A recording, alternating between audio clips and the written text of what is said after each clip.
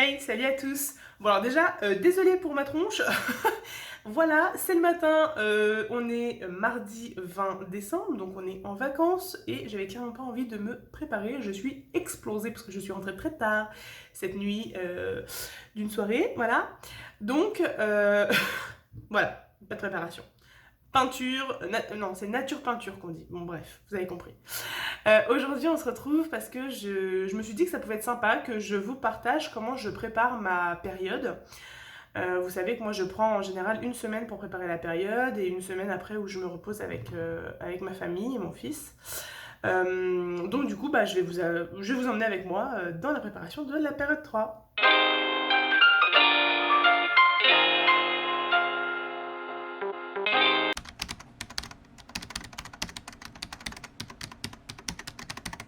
Alors, je vais commencer déjà par éclaircir un peu mon bureau parce que je vais vous montrer ça. Vous savez que normalement le dimanche soir, ma routine c'est de ranger mon bureau. Mais sauf que là, vu que dimanche on est en vacances, bah je l'ai pas fait. Bah du coup c'est la cata.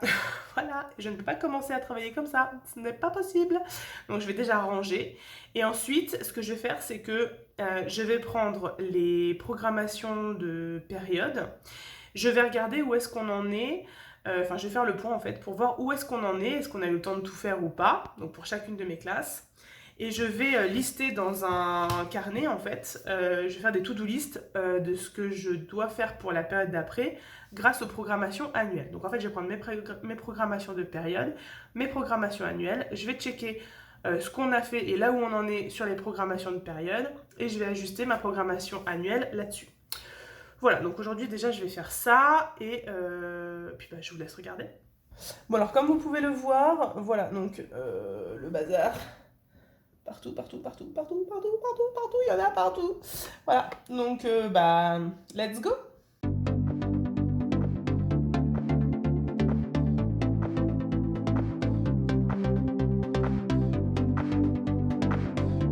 Donc là en fait j'ai pas encore commencé à ranger tout simplement parce que j'ai lancé quelques impressions. Comme ça l'imprimante tourne et moi je peux ranger. Donc là, je suis en train de mettre dans ma bannette CM1 toutes les évaluations que j'ai déjà corrigées ou qu'il me reste à corriger, mais au moins je remets tout au même endroit, comme ça je sais où est-ce que c'est.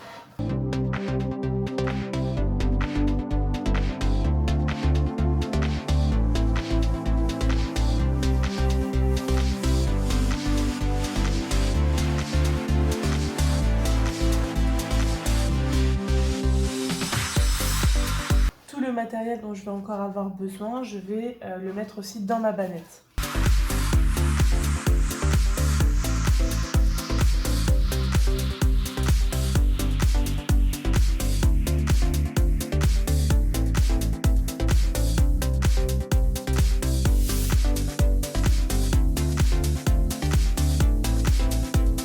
Je commence à préparer directement sur le PC la programmation de la P3 avec les informations que j'ai de la programmation de la P2. Donc tout ce que je n'ai pas eu le temps de faire, je vais directement le mettre dans le tableau pour la P3.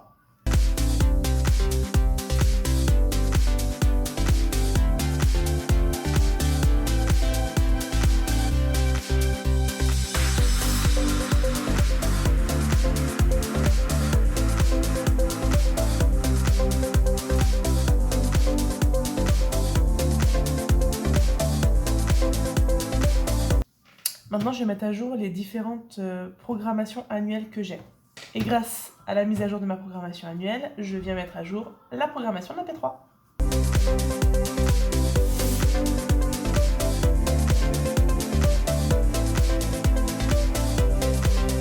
Je vous retrouve un tout petit peu plus tard. Bon, j'ai continué ma to-do list du coup pour mes CM1. Je vais maintenant faire le point sur le matériel pour être sûr d'avoir un exemplaire dans mon porte-vue en fait spécial CM1 et je vais bien sûr enlever tout ce qui concernait la P2. Voilà.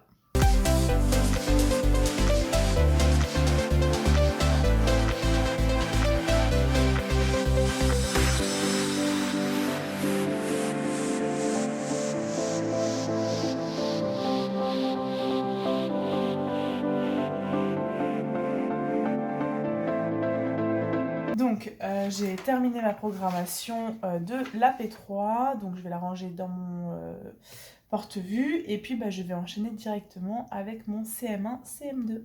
Je vais pas vous filmer ce que je vais faire pour le CM1, CM2, parce que c'est clairement la même chose que pour le CM1, et pour le CE1, c'est exactement encore la même procédure.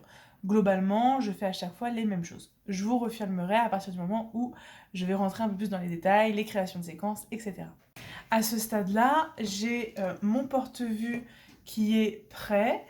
Il me manque quelques séquences, mais bon voilà, je vais les faire plus tard.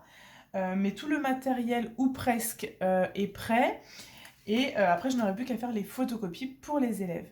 J'ai à chaque fois donc ma programmation de période, la séquence pour chaque matière, chaque domaine, l'évaluation, les fiches d'exercice si je ne m'appuie pas sur un manuel, les leçons, éventuellement des informations supplémentaires, je pense notamment à l'art visuel, et aussi tout ce qui est fiches élèves, donc par exemple en histoire des arts, etc. Voilà.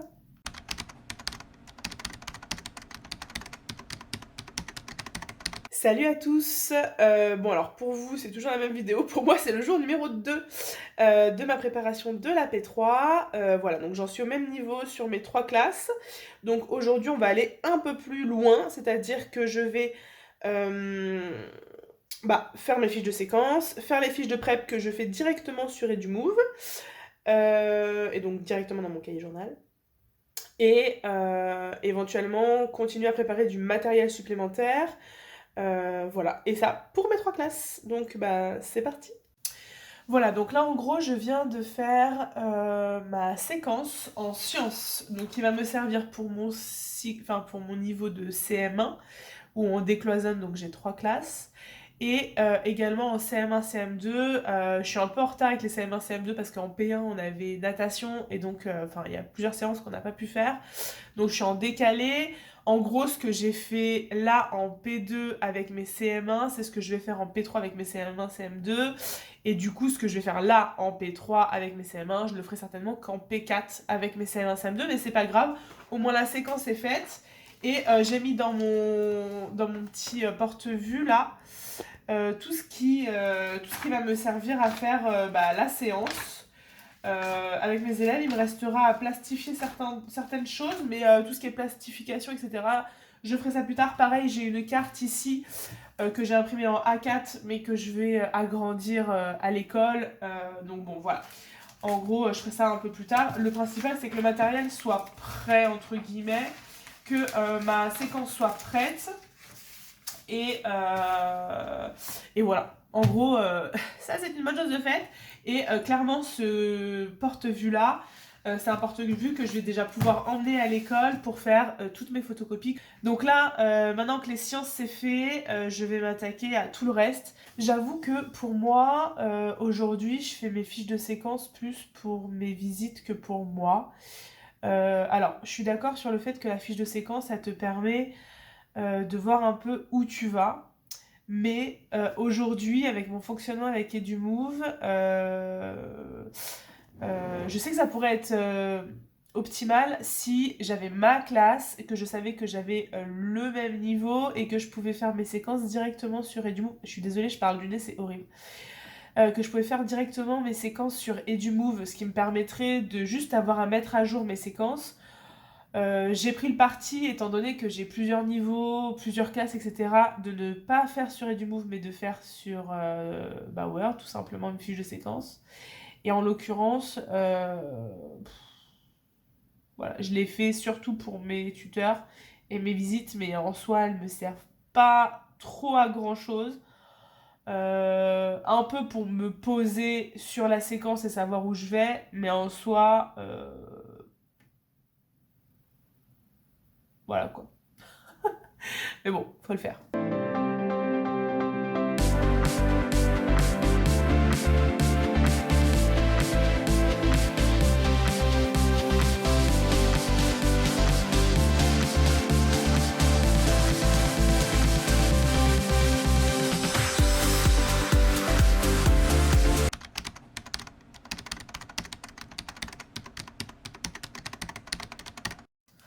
Donc dans mon trieur ici, à chaque fois en fait je mets la séquence.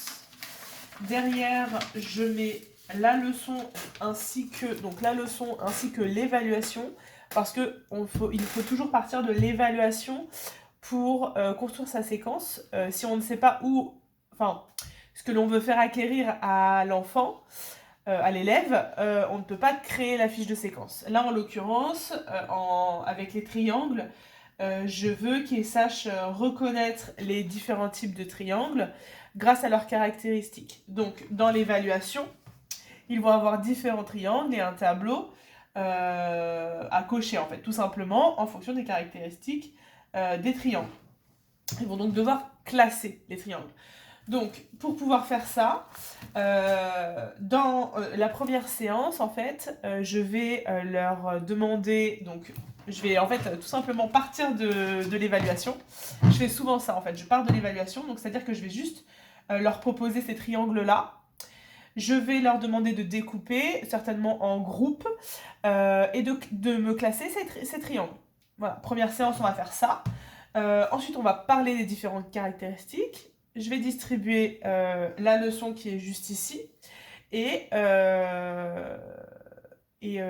si on a le temps, on va commencer la fiche d'exercice que j'ai aussi imprimée ici. On va la commencer. En deuxième séance, nous allons donc faire un rappel des différentes caractéristiques des différents triangles qui existent. Ensuite, on va repartir donc sur la fiche d'exercice, éventuellement finir de corriger si c'était pas terminé, finir la fiche, faire une mise en commun pour être sûr que tout le monde a bien enregistré les informations importantes, pour qu'en troisième séance, on puisse faire l'évaluation.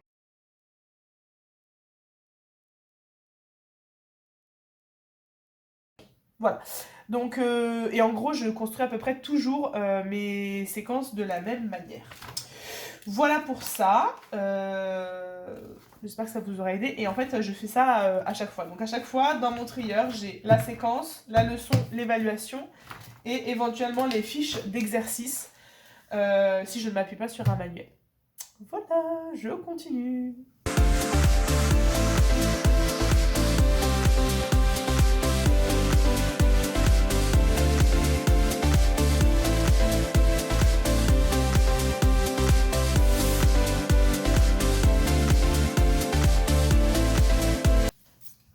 Pendant cette période, j'aimerais proposer à mes élèves de faire des exposés. Je vais donc certainement faire une séance où j'explique ce que j'attends d'un exposé et comment il doit être articulé.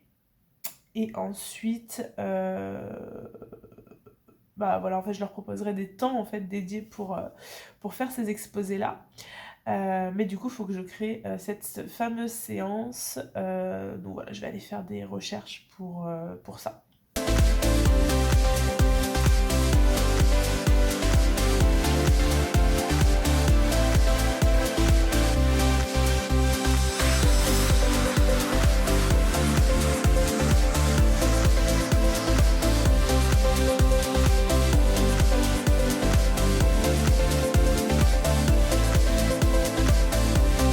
Bon, maintenant que ça c'est fait, je vais terminer par l'art. Je vais tout simplement répertorier le matériel dont je vais avoir besoin, au moins pour les 2 premières séances, parce que bon, on le sait, ça peut être compliqué de mener toutes les expériences que l'on veut proposer aux élèves en une période. Tout va dépendre de la créativité de mes élèves et de comment ils s'approprient le sujet. Là, en P3, nous allons travailler sur le mouvement dans l'art, enfin les corps en mouvement. Donc, on va travailler une partie dessin, peinture. On va travailler avec la technique du frottage. J'aimerais aussi leur proposer en fin de séquence, d'ailleurs, il faut que je fasse la séquence aussi, de réaliser un corps en mouvement mais en volume, donc certainement avec du papier d'aluminium, et de réaliser une scène, voilà, qu'ils décriront, donc je ferai du lien avec l'écriture, d'écrire une scène tout simplement. Voilà.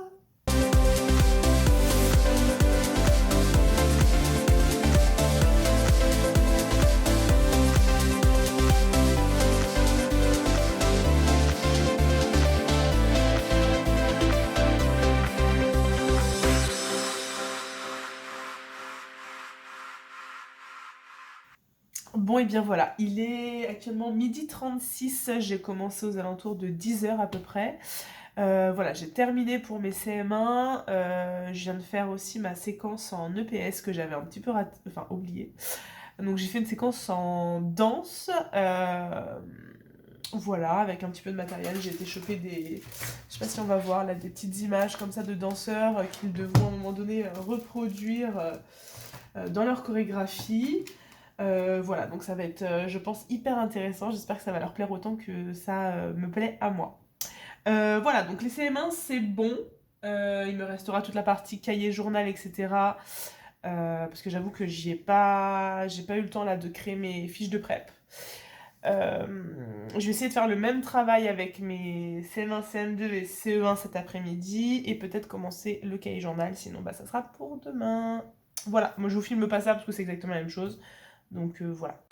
Je vous retrouve un petit peu plus tard, donc voilà, donc là j'ai terminé de faire mes fiches de séquence et de finir le matériel, enfin de préparer le matériel, etc. dont je pourrais avoir besoin.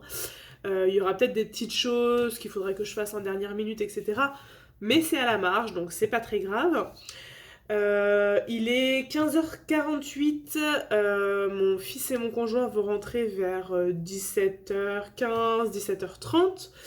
J'ai donc encore un petit peu de temps, je vais essayer d'avancer au maximum sur EduMove pour faire mon cahier journal et mes fiches de prep. Je vais m'attaquer seulement au CM1 aujourd'hui, enfin pour le moment en tout cas. Déjà, comment je vais procéder? La première chose que je vais faire, c'est que donc j'ai déjà vérifié que mon emploi du temps ne bougeait pas en période 3 où je l'ai ajusté. En l'occurrence, je l'ai ajusté. Donc ça, c'est ce que j'ai fait. Donc j'ai ressorti un emploi du temps. Ensuite, ce que je vais faire, c'est que je vais copier tout ce qui est identique d'une période sur l'autre. C'est-à-dire les rituels, 15 minutes de lecture, les dictées, les rituels du matin, quoi d'autre, le calcul mental. En fait, tous ces petits créneaux-là, en gros, je les copie sur toute la période et ensuite je vais les modifier à l'intérieur. Par exemple, la dictée, ça va toujours être la même fiche de prep, sauf que ça va plus être la dictée 10, ça sera la dictée 11. Enfin, voilà. Donc c'est des petites choses comme ça que je vais faire, qui prennent pas trop de temps et qui sont assez répétitives. Et ensuite, il me restera plus que les gros créneaux. Donc en fait, ce que je vais faire sur les gros créneaux qui, eux, bougent, c'est-à-dire que je vais préparer seulement l'intitulé de la séance, le nom de la séquence, l'objectif de la séance, vérifier que j'ai bien la trame à l'intérieur qui est toujours la même, phase de lancement, phase d'apprentissage, phase de mise en commun, phase d'entraînement, enfin bon voilà, que les phases de bilan, voilà, que j'ai toujours la même trame à peu près partout, comme ça après j'ai plus qu'à modifier encore une fois à la marge en fonction des séances où on en est en fait tout simplement. Voilà, je vais faire ça, comme ça au moins c'est fait, et si j'ai pas le temps de faire vraiment ma fiche de prep à l'intérieur, ce qui peut arriver quand des fois t'es à l'arrache, au moins j'ai le minimum syndical, minimum prévu dans une fiche de prep, déjà d'indiquer. Et bien évidemment, normalement l'objectif avant la reprise, c'est que mes fiches de prep, au moins pour les 2 premières semaines, soient faites.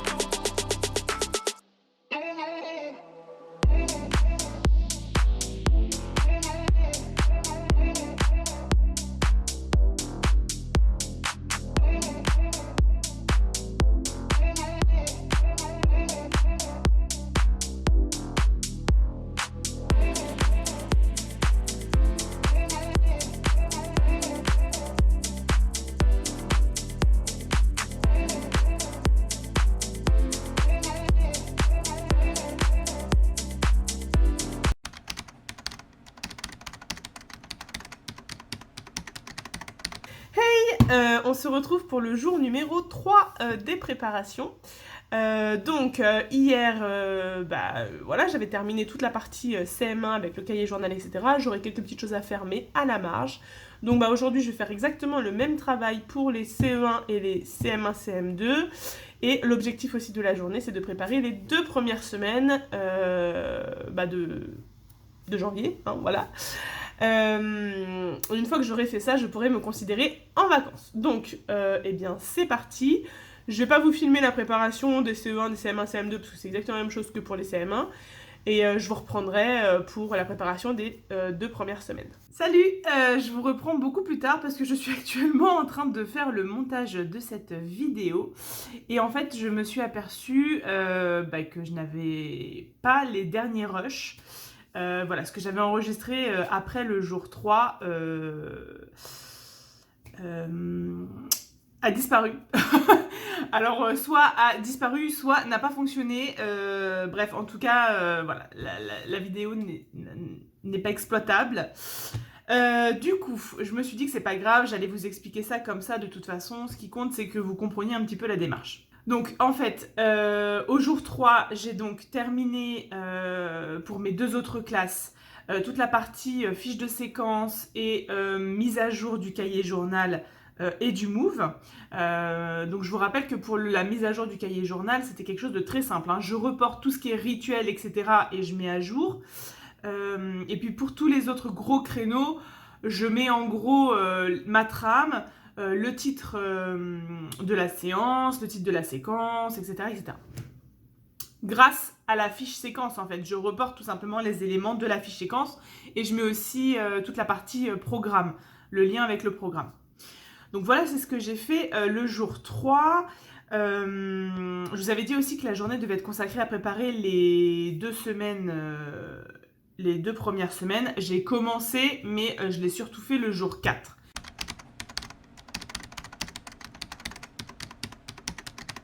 Donc pour le jour 4, globalement, j'ai préparé les 2 premières semaines de la période. Pourquoi les 2 premières? D'habitude, je préparais que la première semaine.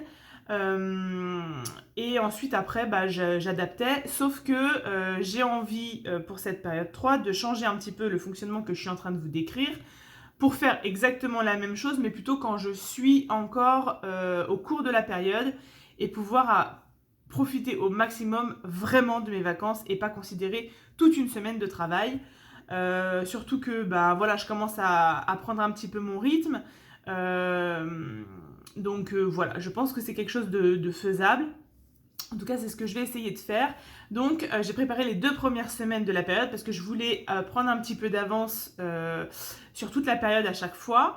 Comme ça, je faisais juste les modifications à la marge et ça me permettait la dernière semaine de la période de pouvoir préparer la P4. Donc, les 2 premières semaines. Alors, vous pouvez préparer que la première semaine, mais franchement, avoir 2 semaines d'avance, c'est quand même plutôt confortable.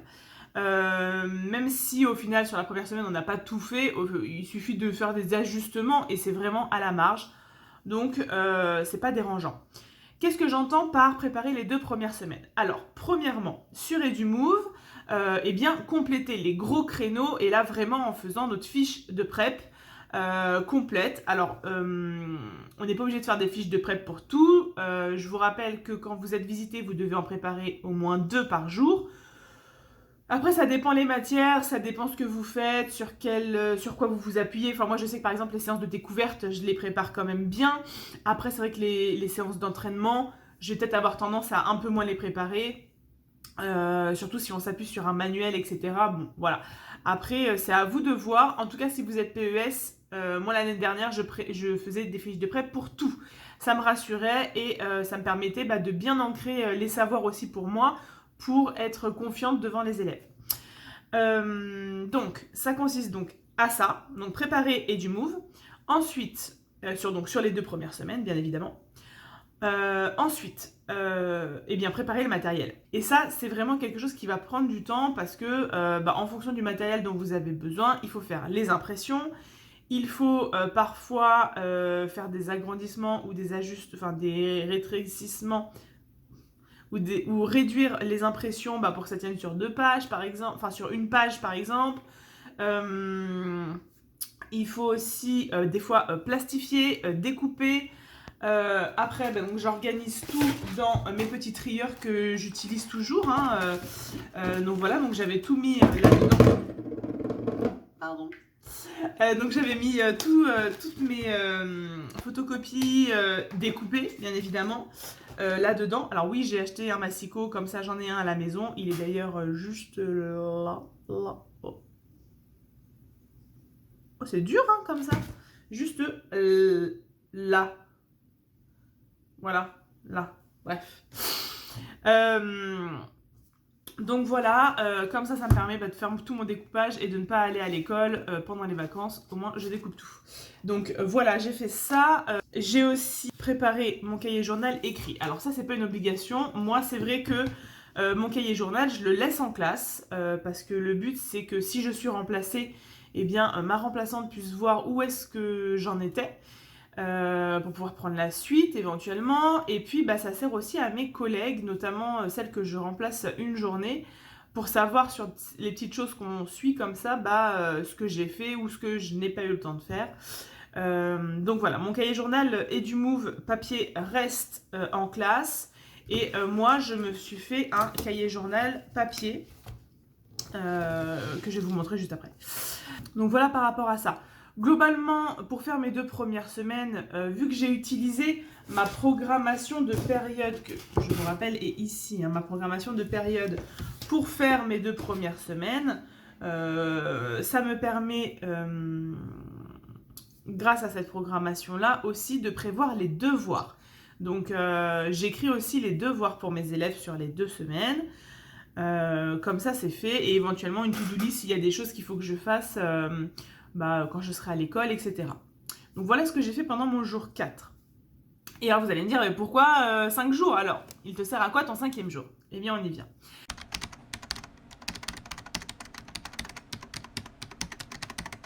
Mon 5e jour, il me sert tout simplement à préparer le reste du matériel de la période. Alors, qu'est-ce que j'entends? Je ne vais pas faire toutes mes photocopies, bien évidemment, mais par contre, tout ce qui va avoir besoin d'être plastifié, découpé, je vais le faire ce jour-là.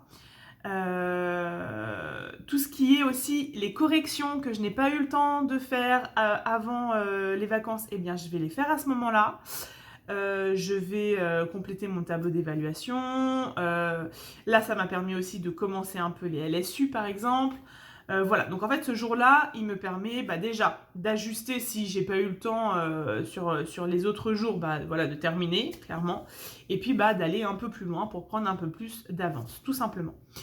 Donc voilà à quoi me servent mes 5 jours de cette première semaine de vacances, parce que je prends toujours la première semaine des vacances pour préparer ma période.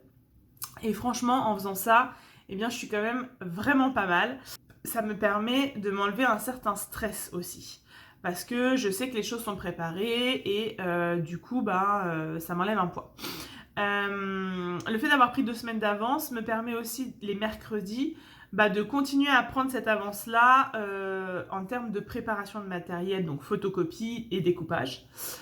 Puisque vous avez compris, tout ce qui est plastification et tout, c'est fait. Donc voilà. Après, il peut toujours y avoir des choses à la marge, enfin des choses où d'un seul coup on se dit « Oh là là, il galère avec cette notion-là, il faut absolument que je trouve un jeu ou un truc. » Donc forcément, on va aller créer le jeu ou on va aller le chercher sur Internet, on va l'imprimer, le plastifier, le découper. Ça peut arriver, bien évidemment, mais au moins tout le gros est fait. Et ça permet vraiment d'être plus sereine en fait pour attaquer la période. En tout cas, moi, c'est ce dont j'ai besoin pour être bien. Donc voilà. Je vous montre mon cahier journal papier tout de suite. Donc voilà un petit peu comment ça se gère. Donc ça c'est donc celui de la première semaine. Donc comme vous pouvez le voir, on a bien tout le cahier journal. On a également les devoirs qui sont affichés ici en bas. Éventuellement une petite to-do list.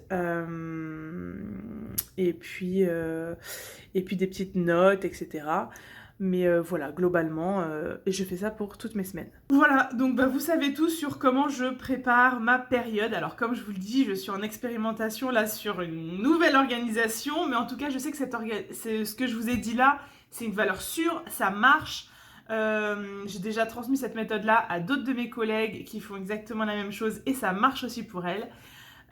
Donc voilà, franchement, lancez-vous. Alors évidemment, moi je l'organise comme ça en termes de jours. Vous pouvez très bien faire l'inverse. Moi j'ai une collègue, elle commence par faire toutes ses impressions le jour 1 et elle le fait pour toute sa période. Voilà. Chacun fait comme il veut. Ça peut être aussi des temps où vous allez, le jour 5 par exemple, vous pouvez très bien aussi aller à l'école si vous avez des préparations à faire, etc. À l'école, une mise en place, des affichages, des choses à organiser. Voilà. À vous d'adapter en fonction de vos besoins. Rien n'est figé dans le marbre, bien évidemment. Mais en tout cas, ça vous donne une sorte de structure, un petit peu, des choses à faire. Et alors, je vous cache pas que quand on a une seule classe, c'est pas que ça va nous prendre moins de temps, mais on va répéter moins les étapes. Donc voilà, moi l'année dernière, j'arrivais quand même avec, donc j'avais 2 jours par semaine, une seule classe. À partir de la période 3, je prenais plus que 3 jours pour faire toute la préparation de la période. Donc voilà approximativement voilà, comment ça se passe. Je pense que quand on a pris le coup de main, finalement, ça se passe assez bien et ça se fait assez rapidement. Voilà, et ben écoutez, j'espère que cette vidéo vous a plu. Moi j'ai beaucoup aimé vous filmer tout ça. Donc j'espère voilà, que ça vous servira et, ou pas, mais voilà, dites-moi en commentaire vous comment vous faites. N'hésitez pas à partager cette vidéo si elle peut intéresser d'autres de vos collègues. À liker aussi la vidéo parce que bah, ça me montre que ça vous plaît et ça m'encourage à continuer à vous proposer ce genre de contenu et à vous abonner si c'est toujours pas fait parce que ça c'est super important, sinon vous risquez de louper les prochaines vidéos et ça serait quand même dommage parce qu'il y a plein de trucs sympas qui arrivent.